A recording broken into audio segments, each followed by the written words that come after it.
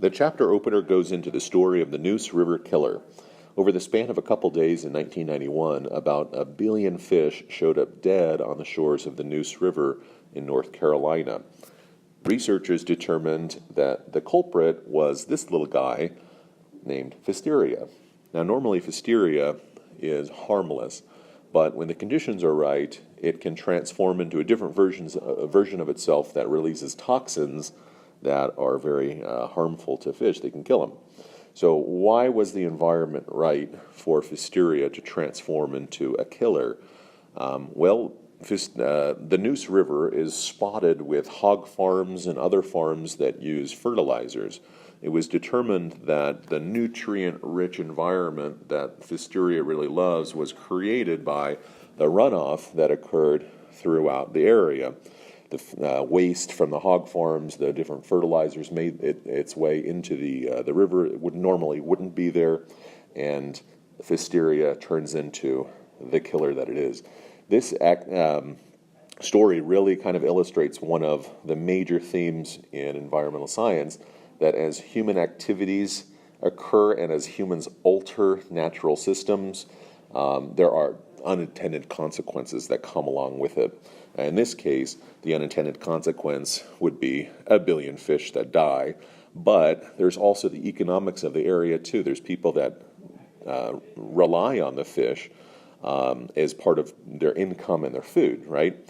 So if you wipe out an entire industry in an area, that's going to be have other unintended consequences that aren't always necessarily natural in scope. So as we get into environmental science, I want you guys to think about what environmental science studies. Environmental science is the study of the interactions between human systems and natural systems. Now, what exactly is a system? A system is a set of interacting components that influence one another by exchanging energy and matter. Environmental science is a really, really fascinating subject because it draws on so many different disciplines. For example, biology and ecology is a part of our curriculum. Toxicology, atmospheric sciences, chemistry, earth sciences.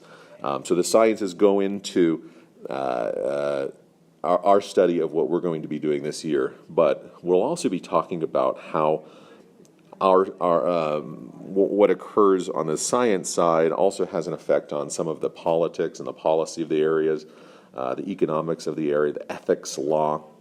If we do this class right, it's going to be very, very, very fun. So anyway, very multidisciplinary because there are all of these different subjects that environmental science draws on. Environmental scientists are very different from environmentalists because we use the data that's available. Environmentalists very likely are going to be people that are trying to affect change to the environment, right? To affect change of the human interactions with the environment through activism, likely, or through lobbying, that sort of thing. For us, we'll be looking more so at the data. All right, so let's talk about a type of system, and let's discuss an ecosystem. So an ecosystem is a natural system with interacting biotic and abiotic components. Biotic components are anything that is living in an area. This could include the trees. This could include all of the different organisms, the ants, the mushrooms, the elk, if we're talking about the forest, all the different living components in a specific area. And an abiotic components. All right, well, what are those? Abiotic refers to anything that's non-living in the area, and this could be water quality, the availability of water, the availability of sunlight, the soil, anything that's non-living. All right, and that brings us to our final kind of point here is that some of these systems can exist on the small scale.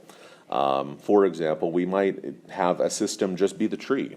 A system could even just be, if we want to go even smaller, could be the leaf on a tree. or we can say the system is all of the trees in a specific area. Or we can ramp it up and get into the entire system of all of the trees that produce the oxygen on a continent or on the world. So it's sometimes, or on the Earth rather. So sometimes it's a matter of perspective, the systems that we're dealing with. And that's the bell. Sounds like I'm finished. Thanks for listening.